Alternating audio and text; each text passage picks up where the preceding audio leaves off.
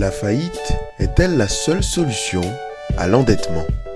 Avant d'aller voir un syndic autorisé en insolvabilité, ce qu'on va faire, c'est qu'on va regarder sa situation et on va probablement essayer d'aller chercher un prêt auprès d'une institution financière, c'est-à-dire de regrouper ses dettes, faire une consolidation de dettes. Si cette étape-là ne fonctionne pas, c'est que probablement c'est un bon indice que vous êtes en difficulté. Si la banque refuse de vous prêter ou encore demande un endosseur, c'est que vous êtes surendetté. C'est à ce moment-là que vous devez évaluer la possibilité d'aller rencontrer un syndic autorisé en insolvabilité qui va refaire le budget avec vous et voir quelles sont vos capacités financières.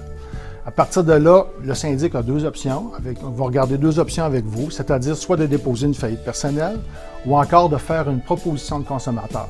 Donc, une proposition, c'est une offre qui est faite à vos créanciers, qui va être en fonction de votre budget et de vos capacités de remboursement. Comment éviter la faillite? Comment est-ce qu'on évite une faillite?